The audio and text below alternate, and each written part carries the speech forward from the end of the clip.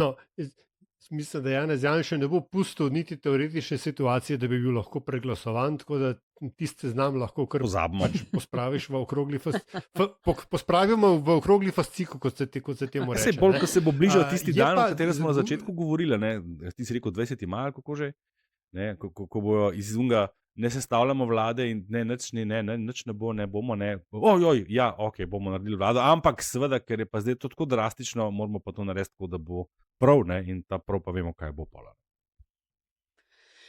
Tako, No, lej, ja, kar. Sam to, oprosti, Čaršija, menda naj bi bodoči premier ne bil najbolj navdušen nad Tino Bregant osebno v vladi.